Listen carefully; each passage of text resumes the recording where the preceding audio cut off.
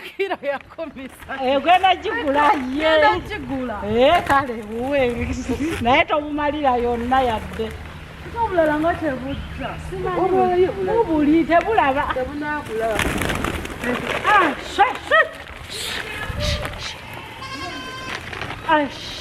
Nina kyenkubuza kirina kyo. Kuchimirayo buli eri. Babukwatanga bulya. Welcome to DOREEN'S African Experiences, and this is one hell of an experience. I'm being told that pigeon rearing is actually a lucrative business, something I didn't know. Oh, don't go.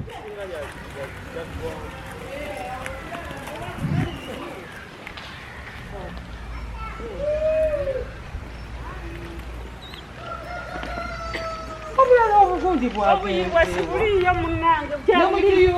Mwe buli naye buli ku magi ndowooza. Buganye. Feeding pigeons.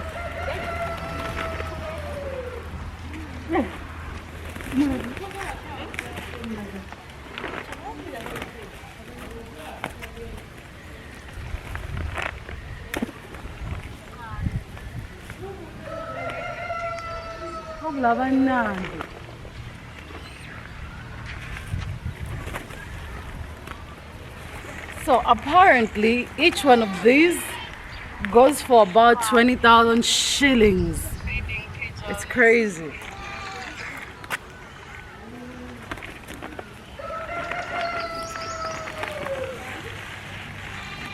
So this is rare in Uganda, and they are feeding them millet. So that's actually very beautiful. I didn't know that this existed in Uganda. I'm so impressed.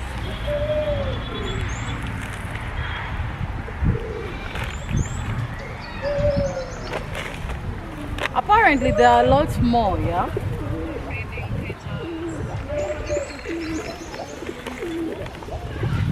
See, they're still coming. Who is the boy?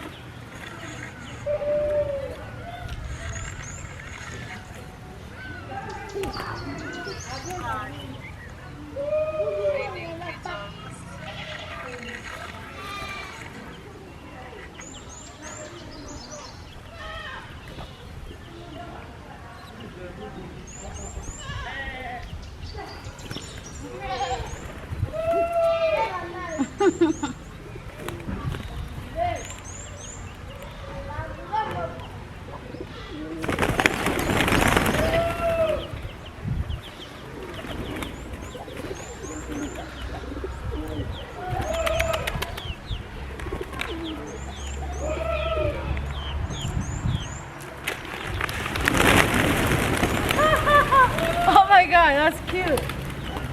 Okay, here, come up with it. Go for it. There you go. This is actually therapeutic. It's actually some kind of therapy though. Feels good.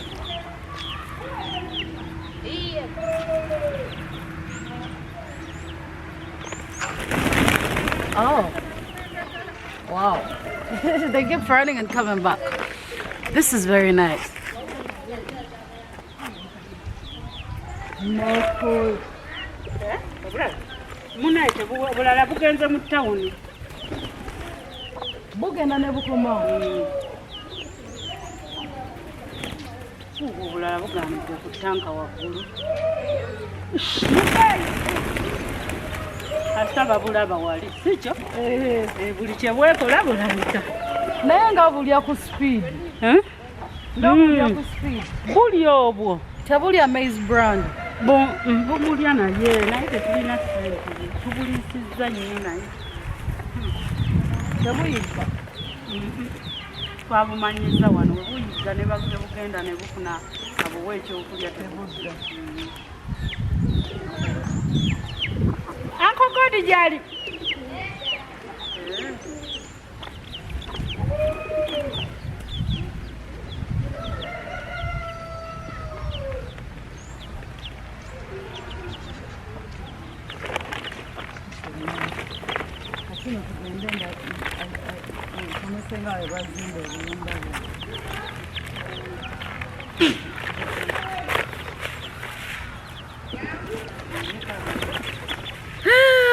Pigeons.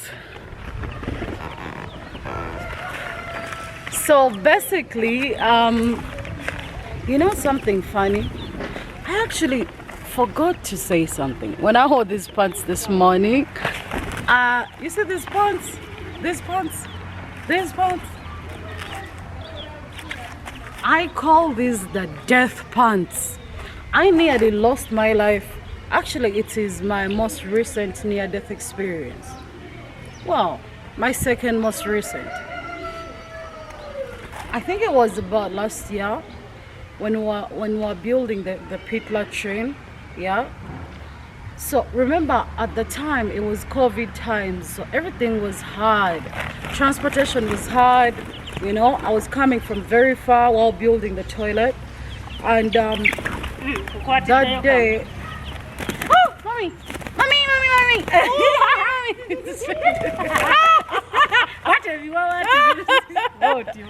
Okay, hi Pigeon. Oh, good. Sorry. Okay, I'm gonna free you. Hi Pigeon. Oh my God, it's strong. Come on, let me pet you. Come on, let me pet you. One more time. So, say hi to baby Pigeon. Oh, Pigeon.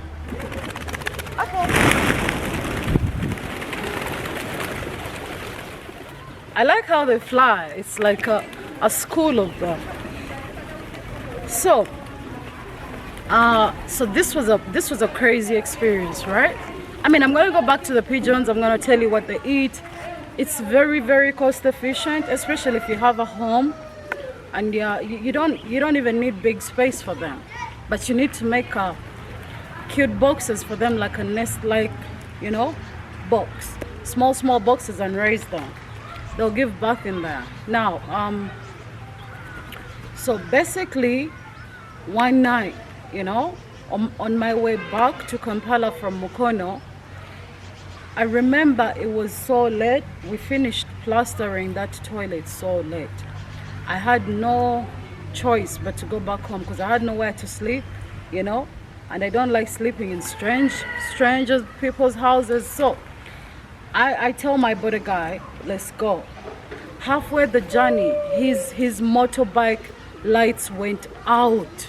They went out. It was dark. There were very few cars on the road at the time because when curfew hit, at the time it was just trailers, big trucks that were allowed on the road past curfew hours. So a motorbike on the road, there were very few, close to none, because they were not allowed in there. You know, they were not allowed on the road. There was police everywhere, you know, there were roadblocks everywhere. It was a hard period, that's it. So we were trying to make our way back to Kampala. So we tried to use the northern bypass. Now, most of you don't know the northern bypass. It's like a highway mostly, you know. It's actually a highway, that the long roads, highways and stuff. Now at this point, it was part of it was under construction. So we knew it was a safer place to go because very few cars went there, you know. So we passed through that back to the what? Back to the So we passed through that back to the part which was constructed. Now when we hit this road, you know, these petrol trailers, the ones that have danger on them, huge ones, there were 3. So when we joined the road, we were between the last and the 2 at the front, right? Being between those trucks is high risk, and this is a highway, so there isn't much you can do. So we were patiently in the middle. I was scared. Now this is the most other crazy part. This was the very first time I bought a helmet. It was on that day, that very morning.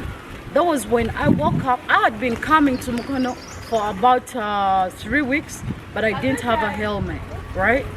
But that morning when I woke up, I felt like I needed to get a helmet. So I picked up money. Everything was an obstacle that morning. You know, I didn't want to be late. I needed a helmet. There was too much traffic. I changed my mind like twice, you know, on the way to get a helmet. But then on the third time, I said, fuck it, let's go. I got a helmet, you know, and then I proceeded to wear this helmet. Actually, the first time in my life, I owned a personal, you know, helmet. So basically, okay, thank you. So what's funny, right? Now back to the night. So between these two trailers, now there were always traffic officers everywhere making stops. So my guy had just gone to the side. Finally, he got away to go to the side, away from the middle of these big trucks, because they look like they're moving slow, but they're moving fast. We didn't have lights. The border didn't have lights. We were winging it. We practically winged it. It was a scary day. It was a scary night. So as soon as he went out of that line, yeah, there were traffic officers right ahead, so they stopped everyone. And as these guys, the trailers had just stopped. I repeat, they had just stopped. They had just stopped, you know, and the guy tripped and hit. Now, when they're up to now, I think some of those big stones are there on the northern bypass. When you look at the sidelines of the road, there's some big stones that's yellow with some black lines on them. Maybe they're not faded, but they're big stones on the sides. So because we had no lights, and when these trucks stopped, most of them, their lights went out, so we couldn't see shit. So he hit that stone. We fell off. I practically fell under a trailer, which was practically stopping. Like, it had just stopped, and I believe some tires were still moving. You know, he fell the other way. And what is even more crazy, we fell at a police station. You know, it was a police post, Kawempe. There is Kawempe, there is junction. Then after that, there is a police station in there under that bridge. So we didn't know that we were even at a police post. You know, we didn't know, but we just saw traffic officers ahead that had stopped. And then my guy tried to get out, and then we hit a stone. I fell under a truck. I practically fell under a damn truck. My helmet broke. These pants, you see this hole? I don't think you can see it, but you see it right here. It's not a damage. This was on my knee. You know, my knee went out. I had a big cut, it tore all the way. And I got up that night, you know, and then they took us in the cell. They practically took us in the cell, and then they tried to get my border guys back. And you know, the funniest thing is, as soon as we fell, the motorcycle lights worked. They worked again. I was like, what the hell? We tried to explain to this guy. They said, why weren't your lights on? We tried to explain, but the lights are working. After that fall, you know, they were working, but they were broken. You know, the guy had injuries everywhere, you know. A good thing we all had helmets. So he hit his head on a stone. I fell under a fucking trailer. They pulled me out fast, you know. And I'm telling you for a fact, that was the day. That was the day. But this has something to show you that do not, when your gut tells you something, because I'm one of those people for a long time, I keep ignoring my gut. My gut always tells me this person is not bad. This situation is no good. You know, this is bad. Don't do it. Don't go through with it. But I'm always doing it because, oh, you're Mr. Kind. Oh, you're this and that. You are always doing right by people, but they're gonna fuck you up. People are selfish by nature. They will always do what's in their best interest. Like, for real, for real. So I've come to realize that even when somebody comes your way and they do something for you, half the time, most of them are only doing it because it is still going to get them what they want from you. Not because they like you so much they're doing it. You know, back to the accident. You know, they tried to shake us down. At some point, I was shocked. I was in shock. I was looking like this. I was just looking on. So And then after some time I told these guys, I don't have much money, this is all I have left. And that was true, I didn't have money. So they shook me down and I gave them everything I had, you know. And they were like, oh well, let's take you to a clinic. But shit, I wanted to get home because I knew there was a hospital across where I stayed, you know. I would have gotten help back home, you know. I couldn't leave my border guy behind because I knew they would have taken him all the way to CPS and then he would have paid a lot of money. I didn't want that. So I knew I had to be strong and settle that right there and then instead of leaving this guy behind, you know. So I was able to rescue, to get him out, get his bike out, and then we both left, you know. All I'm saying, man, follow your gut, because that experience is the one thing that keeps reminding me as of right now, because every time I'm going through something, I remember the times my gut told me no, and I forced it and said yeah. I always, it's always ended up badly, you know. It's like maybe something's looking out for you. So let's get into the pigeons, guys. This is I was just telling you a story of these pants. Actually, I haven't worn them since that accident until today. Yeah, today was the first time, or is the first time I'm putting them on, you know. And let me teach you how to raise pigeons and make some money off them. The twin goats. These goats are twins, by the way. They are all purely black. It's quite rare, and they're all girls. Hey goat, she goat. Look at her. Why are you looking all crazy? Hey. I've actually come to understand, I think this is the best way to tie a goat, by the ankle. They cannot harm themselves easily. Look at her. Quite cute though. They have them spread out. And they have one of the biggest mango trees I've ever seen. I think it's old. The older they get, the bigger they get.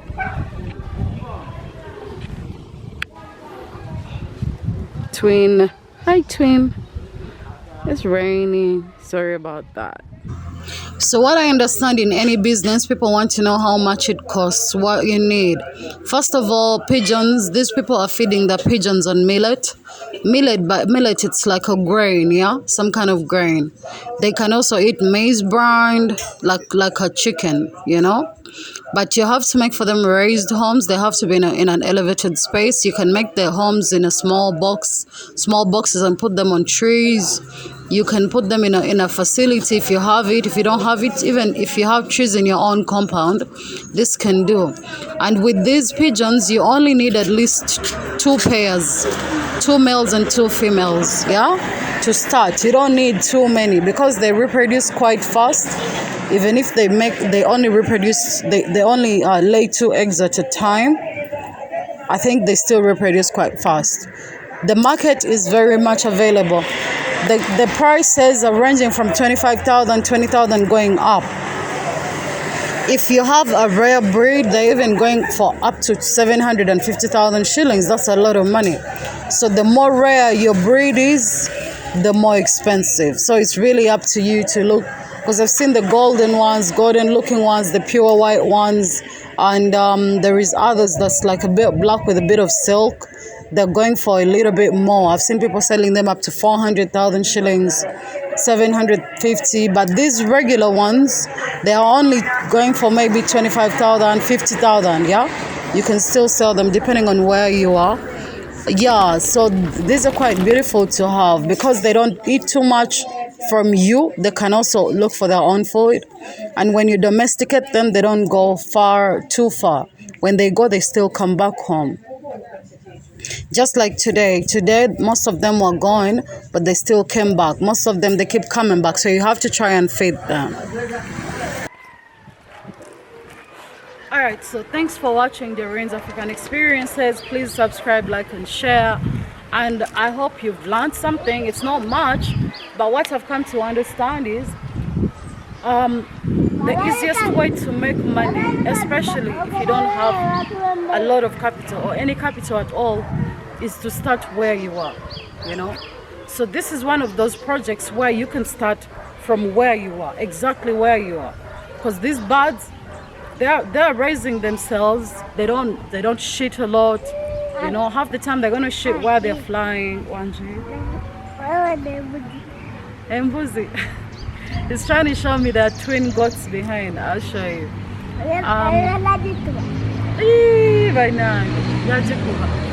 So start with the little you have, and eventually you have an empire.